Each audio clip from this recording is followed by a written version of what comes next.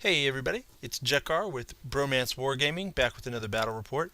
This is a 2,000 point game between Undead Legions, mostly Tomb Kings, versus Orcs and Goblins. Now this is the same Tomb King slash Undead Legion player I've been playing for a while.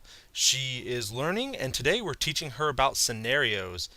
This is just an overview of kind of what the board looks like, and the scenario that we got was Dawn Attack. So that's enjoyable. This is actually I got done after I got done setting up, but I'll go through it more detail as we look at the closer pictures. This is what my left flank looks like. I had to deploy first. I have a rock lobber over here. My general who had to deploy, that's as far as he can get. Of course, he was far away from the trolls, but that's how Dawn Attack works.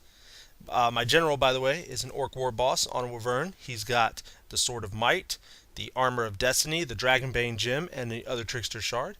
We've got Greg the Giant and an Orc Boar Chariot hanging out up front. And then you can see I have 25 Orc Biggins with additional hand weapons, Standard, and Musician.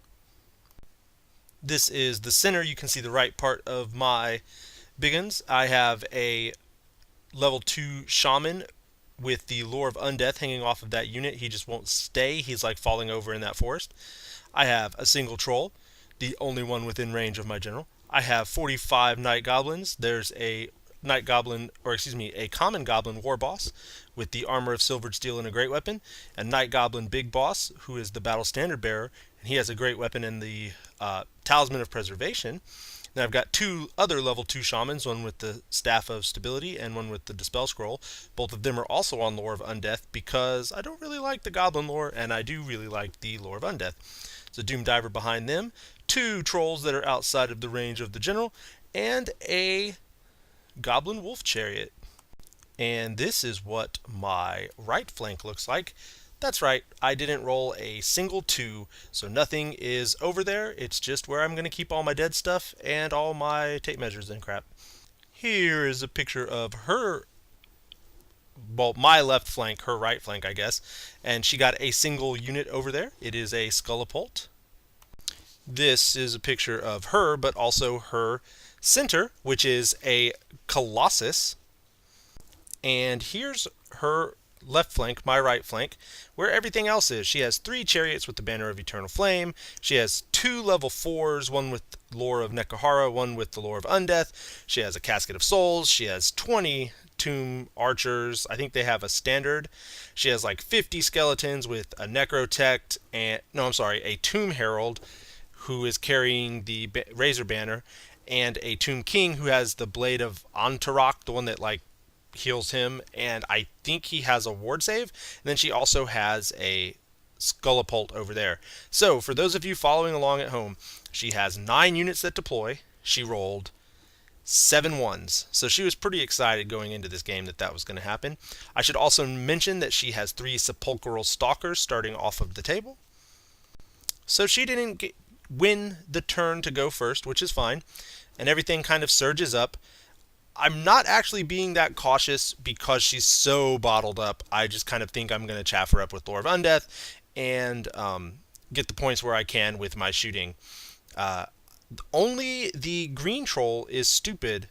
He stupids forward. The red troll actually passes on his leadership 4 with the reroll. The blue troll was within range. You can see my general bravely bringing up the rear, and Greg is headed over to take out that catapult. And the chariot is just kind of hanging out. It's going to try and deal with the stalker. That's kind of my rear guard. And I'm not really sure what to do with the Biggins. They're way out of the fight, and that's my fault.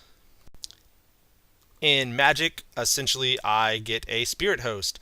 I'm pretty sure I Irresistible Force this one, and I take a wound on my Shaman. Maybe she just fails to cast, or she fails to spell. But regardless, I have a Spirit Host. It's going to get crazy up on that Colossus if it gets a chance.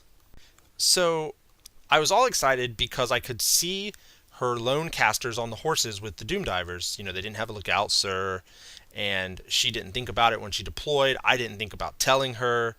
Again, this is her first time that she's playing scenarios. I just kind of added them. We just kind of are working through. So she was really kind of surprised about the Dawn Attack thing. I didn't think about the character. Oh, that was what it was. The characters actually didn't deploy with a unit, and so she couldn't deploy them. Like I told her and then she forgot and she didn't want to go back and change it. So I was like, oh well, yeah, here I'm gonna doom diver somebody. But the dice gods are watching out for her. So the doom diver misfires and can't fire this turn or next turn. The rock lobber is more accurate and direct hits the giant and does 3 wounds. And she was scared she was going to have to scoop him, and I was excited I was going to get to scoop him, but nah, he just takes 3 wounds. Here is her turn. She moved her Necrohara wizard up so that she could cast like Skull Storm and get range to some other stuff. Her Undead wizard is kind of hanging back. Most of her stuff isn't moving that much, and we kind of talked about it a little bit after the game, and I think that she really needed to move more quickly to unblock herself, especially because she's able to march. I mean, I know the chariots can't march, but if they moved up a little bit more, the knights or the skeletons behind them could have done it. And I don't know, I think she may have actually failed the charge on a spirit host, or maybe she was out of range or something. But I'm not sure why she didn't try to charge the spirit host, so maybe she just failed that, and that's why the chariots didn't do anything. And her secondary goal is to kill the spirit host because she has flaming magical rocks that she can drop on them. So we talked through it, and she decided she was going to either try to shoot them with magic or drop magical rocks on them. So she waited and discussed, and she decided that was best. Who knows if that was the best idea, but that's what we came to. So in this picture, she is unable to hit the vortex at the spirit host. Like, I don't think that she positioned herself correctly, or she didn't want to hit her chariots or something. So it didn't get to move the way that she thought, and so she was kind of frustrated, and I let it go, hoping that it wouldn't hit my night goblins, which it didn't, and I used all my dice to stuff the casket because no thanks, I don't want all of my stuff to start exploding. So the first rock she drops scatters like 10 inches off. The second rock direct hits, and that's the one that she rolled to wound it. So my spirit host, worth 0 points, is about to go stick that Colossus for the rest of the game. Yeah. This is the start of my turn 2. You can see everything's kind of moved up. Greg actually had like an 11-inch charge, and I decided to declare it. In hindsight, that was really silly because I looked at what 12 inches looked like and realized that I could have just pushed myself within 5 inches. So I would have been within minimum range of the rock lobber, and so I would have only had one shooting at me. Well, that was dumb of me. But I charged anyway, and of course I failed. You can see the biggins are moving into position and difficult position to place them on, stupid hills. The boar chariot turns around in case the stalkers go after my rock lobber. Over here, you can see my general has moved up. I should explain what happened with the chariot, and I'll get to that in a second. Everything else has kind of moved up as well. All my trolls passed their stupidity this turn. Everything's just kind of moving around to hassle things. That one troll is there to try and block the chariots from getting to my general, and that's fine. Everything else, the other trolls are staying back. I've learned that I throw my chaff away too early sometimes, so they're back there with the night goblins who didn't want to move very much because they didn't want to get closer to the vortex. You can see the spirit host did in fact charge the Colossus, so that was fun. And so what happened with the chariot charged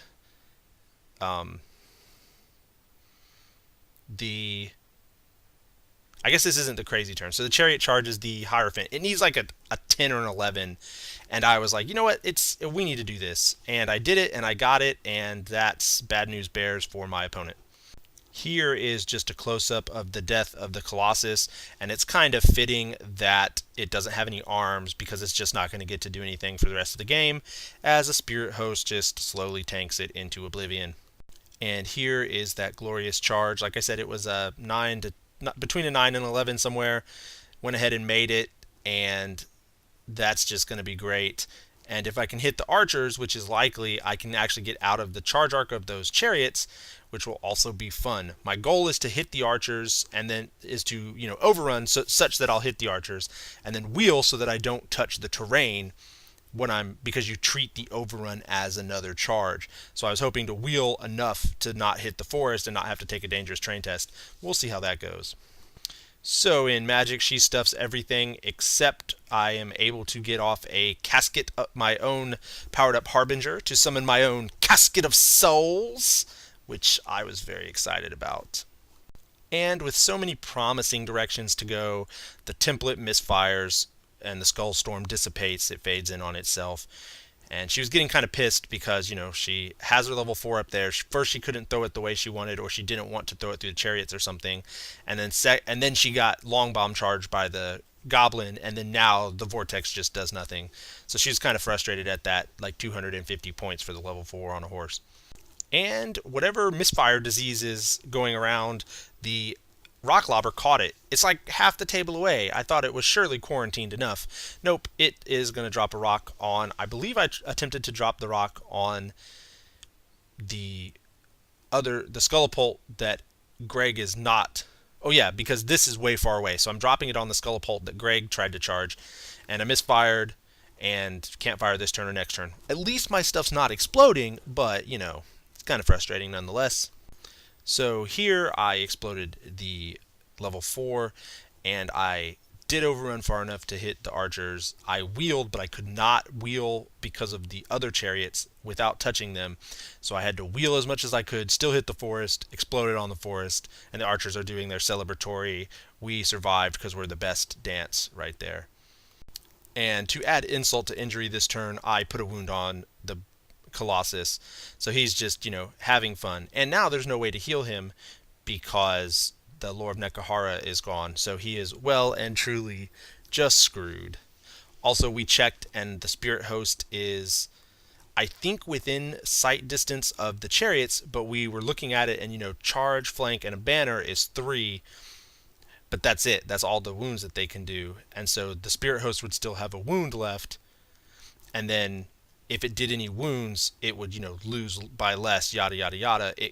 You could destroy the Spirit Host that way, but we weren't sure it was worth it. So this is the top of her turn 2, and just as a preliminary measure, she fails to bring the Stalkers on this turn. So my Chariot's kind of like left flapping in the breeze, but I'm not going to complain. The Chariots charge that Troll, and one of their chariots blows up in that woods. So I'm pretty sure that thing is just full of like landmines. I don't even know.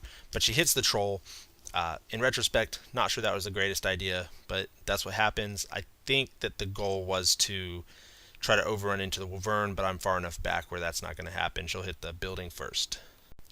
In her magic phase, I kind of stuff everything, but she does manage to get off Dark Riders and summons 5 Hex Wraiths to look at the butt of my Spirit Host.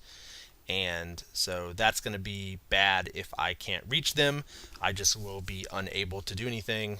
They'll just beat me up and take my lunch money.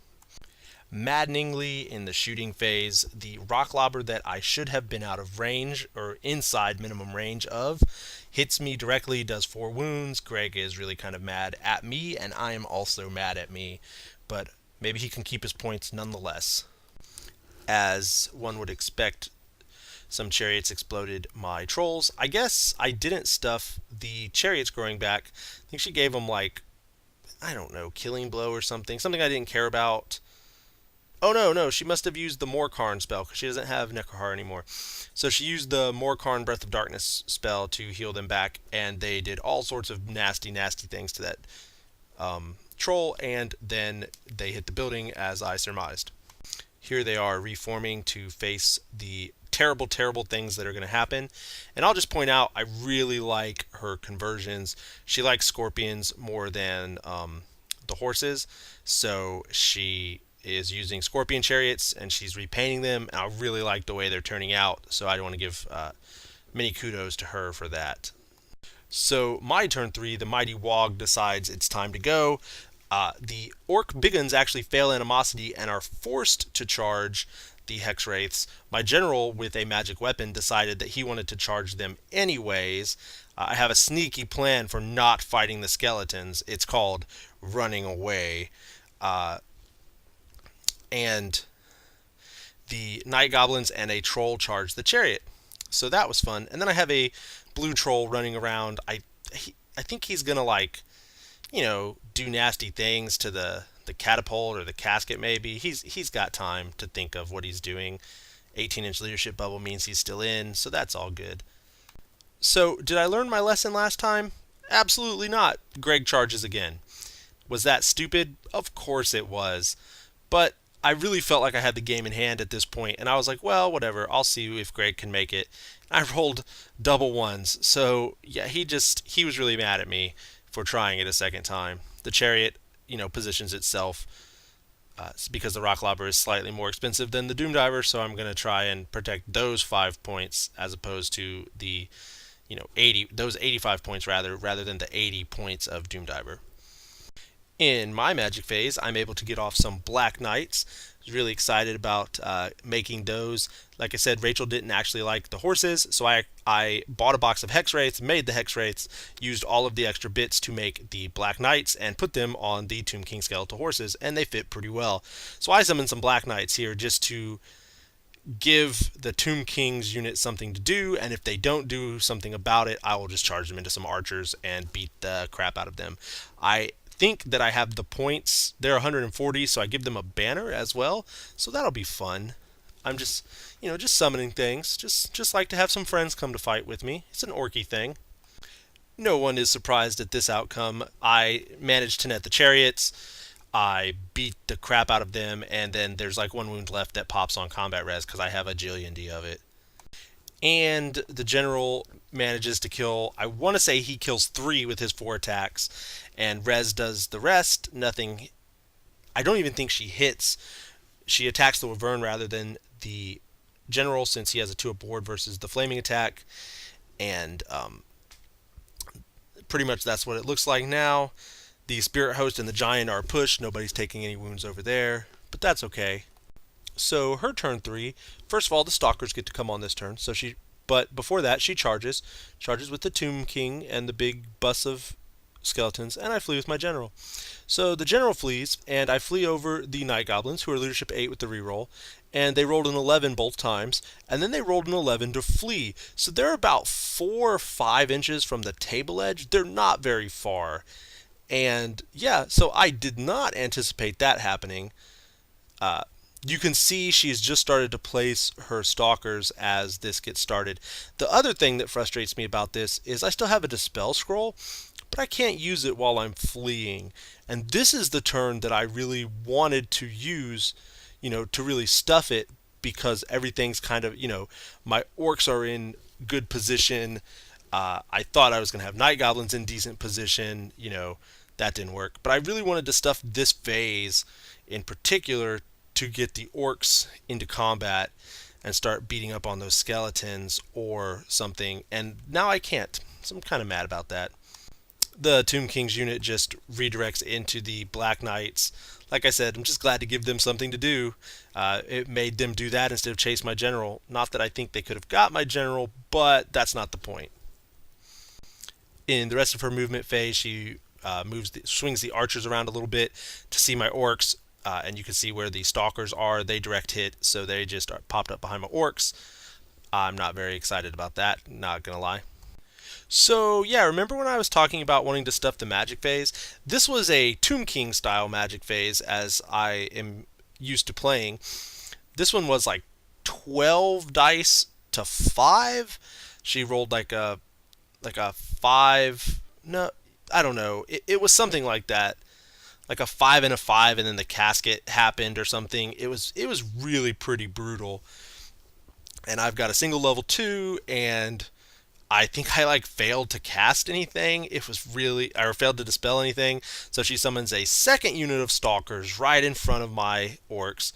She summons some chariots, and I think she heals some people too, but I'm not sure. She may try to heal the giant, and I may have actually stopped that or something. But regardless, I was pretty frustrated that I just dealt with some chariots, and I don't want to deal with stalkers. Stalkers do bad things to monsters like my war boss, and so I'm going to have to deal with them before they do nasty, stupid things to me. So the stalkers unleash all sorts of hell on me in the shooting phase. They kill all but 8 or 9 of my guys. And I fled from the stalkers who caused the most wounds. I don't actually know if that was correct, but it was getting kind of late. We didn't feel like looking up the rules. We were like, I was like, that sounds right. She was fine with that, so I fled that way. You can see that I've put another wound on the bone giant sometime, so that's at least looking good for me. And I'm hopeful that when I rally that unit of orcs, that I'll be able to then threaten, like archers, or more importantly, the casket and the catapult. Who wants archers? So my turn 4, great turn 4 start. Everything rallies. Thank you. Greg fails another charge. I mean, I just had to do it at this point. My chariot moves up towards the stalkers because he realizes that he's not going to do anything if he stays back there. And that's pretty. Oh, and I redirect the chariots with the red troll. Now, I'll say again, Greg, I'm just kind of fooling around with Greg. He shouldn't have charged that thing. At this point, I knew that I should have been within minimum range. I'm still just being an idiot. And yes, I realize that, but please, you can let me have it in the comments if you want as well. I mean, this is 3 turns. He should have been it should be dead by now. He should be, over helping things at this point. And I realize that. And at the time, it seemed like, a funny, oh, it's not costing me that much. But the more I look at this, the more it's really, really making me mad that I'm playing so poorly. This picture is to designate my magic phase. I got 12 dice. I threw some dice at one spell, mushroomed it. Threw some other dice at a different spell with a different wizard, failed to cast. With my third wizard, I threw more dice, rolled 1 on the mushroom dice, failed to cast. With my last dice, I had like 2 dice left. I threw them at the casket. My opponent had all 6 dispel dice left because I failed to cast 3 spells in a row. And she just, chucked 6 dice and shut the casket down. I was pretty miffed at this magic phase. I was like, man, I had 12 dice, all my wizards are alive, I've got all of the stuff to do. Nah, I didn't need that. I didn't have any reason to, deal with. I didn't need to, casket anything or do something to stall those stalkers. No, that would have been silly. But to save the turn, the spirit host beats up the last wound. The armless colossus falls. The spirit hosts are high-fiving one another, and then they decide, well, since I wasn't able to summon anything else, they're going to have to do all the chaffing. This is Undead Legion's turn 4. Everything kind of everything kind of moves around. Chariots charge the troll. She actually re-put the banner of eternal flame on them when she summoned them. We were pretty sure you could do that because the old banner of eternal flame was dead and you can give them any kind of upgrades. So there it is. It's a eternal flamey banner. She moves the one group into range of my general. She doesn't measure, and the one partially painted guy on the right-hand side isn't within 8 inches. So my general is glad about that. The other 2 turn around and are going to Care Bear stare at my spirit host because that's a magical attack. And the skeleton warriors are kind of stuck. Again, they're stuck behind the chariots, and they just get kind of get out of the way of the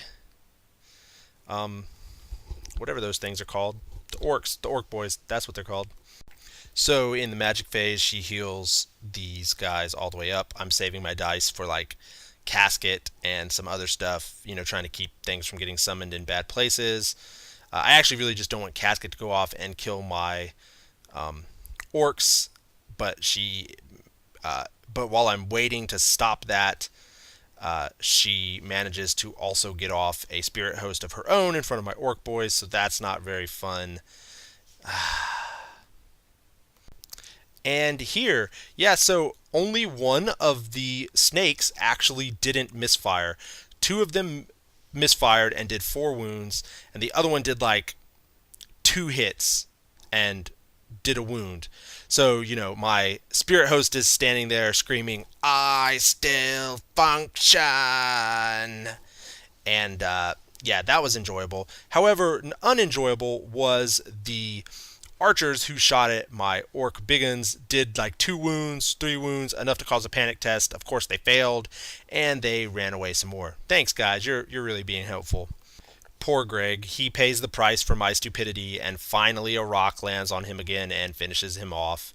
I just couldn't convince my opponent to roll enough ones to not kill him, but in honesty, I rolled all the ones that I needed to kill him. I rolled them when I was making an intelligence check. And these freaking stalkers. I am so tired of my Wyvern turning into glass. There was only 18 shots. Like, there was only 18 that happened. One guy took like a wound for his troubles. Then she rolled a 10 and an 8. That's statistically supposed to be 3 sixes. She did 1 wound to my general and all freaking 5 wounds to my Wyvern. I say all that, and I think actually she may have dropped a rock on the Wyvern to finish it off. But I'm still pretty pissed. I'm pretty pissed that the Care Bear Stare just totally annihilated the Wyvern, and then the Rock Lobber just, scooped it. It had like 1 or 2 wounds left. I'm so mad about that. I need my Wyverns to stop turning into salt. Of course, the Chariots beat up the Troll, who didn't know that was going to happen. They reform. My General's not so scary anymore because he is no longer on a Wyvern. However, they do have the Banner of Eternal Flame, and he does have the Dragonbane gem, so I may give that one a try. This is Orc and Goblin turn 5. You can see rather than charge the Chariots with my General, I charge my General and my Boar Chariot at the Stalkers because I need them dead. This picture is before, I think, I declare a charge with the Spirit Host into the other Stalkers, and my Night Goblins fail to charge into those Chariots, but that's not really a big deal. I have enough bodies to absorb them charging into me, and I completely forget at this point that I have Fanatics on my Night Goblins. I mean, they have Fanatics.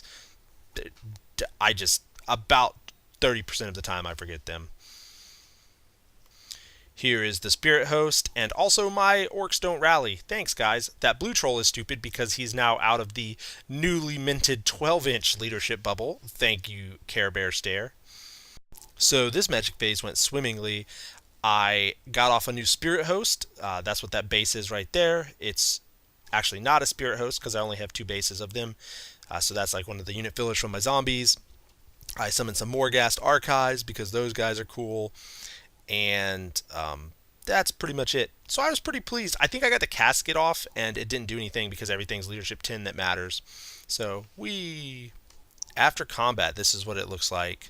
You can see the General and the Boar Chariot did all sorts of great things. The Boar Chariot overran, was able to hit the flank of the Stalkers. So the Stalkers had 2 attacks back at the Boar Chariot, didn't do anything. I had the Boar Chariot's impact hits and the Spirit Host's stuff, and between all of the impacting and combat res and everything else, I was able to easily destroy them, and hooray. So that's fun. I have my Morghast, and actually my Morghast are going to go attempt to kill that level 4 and get points. And at this point I realized that, oh look, I'm going to use my Morghast to go get points. And I also realized that I did something really foolish, and I will go over it when the time comes. This is her turn. She turns everything around.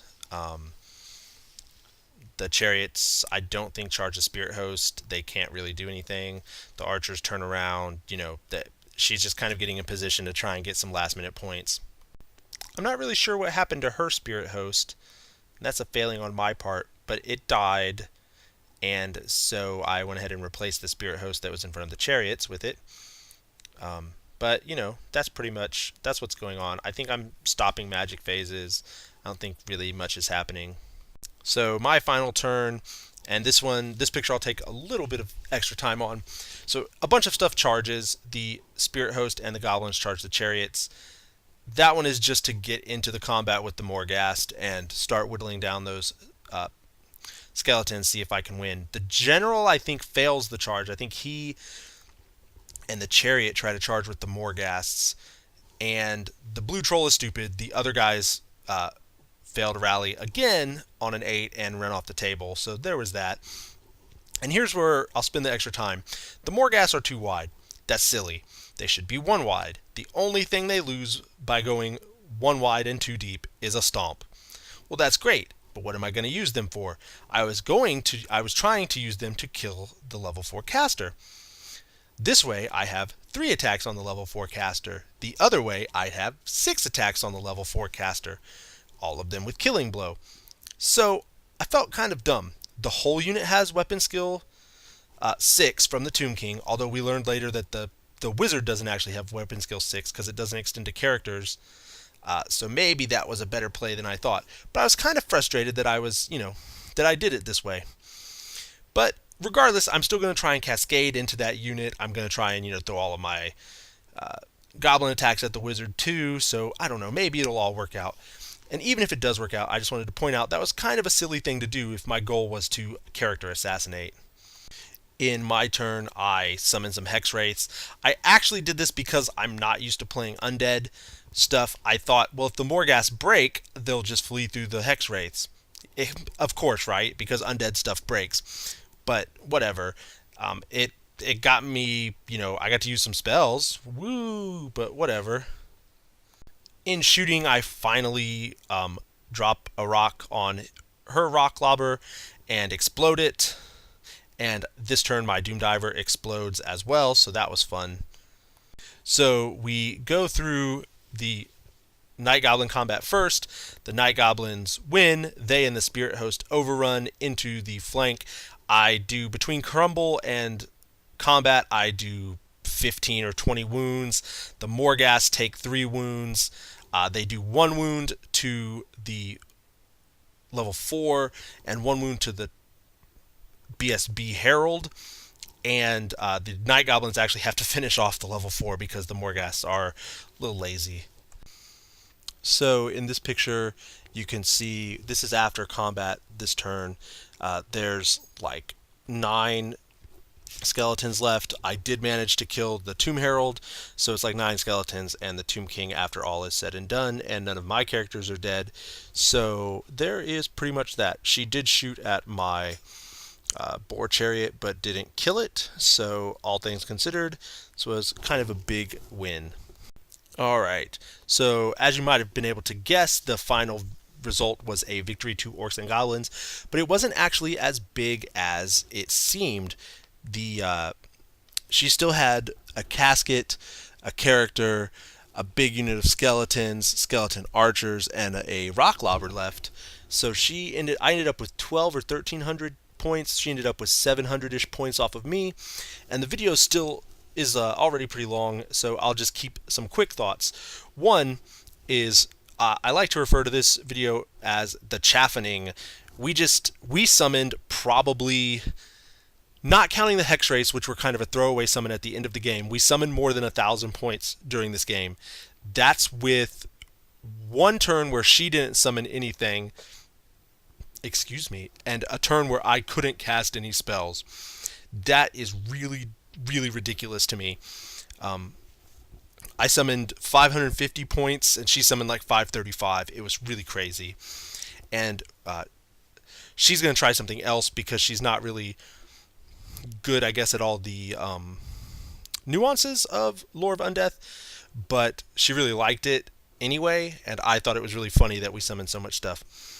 I thought the 3 level 2s were perfect use for Lore of Undeath and gave me a lot of flexibility, and I didn't really miss the level 4s except for a couple times when I had to save like all of my dice because I only had 3 or 4, thank you Tomb Kings, to stop like a casket or a critical heal spell or something. And finally, just learning new things. This was her first scenario other than Battle Line. All of her stuff went in the corner. This is just one of those things she's going to have to learn how to deal with.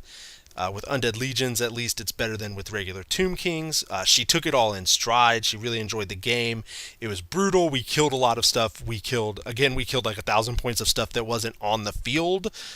So that was great, and we had a lot of fun, and that's what matters. So, hope you guys enjoyed it. If you liked it, let us know. If you didn't like us, let us know, and we'll see if we can change it.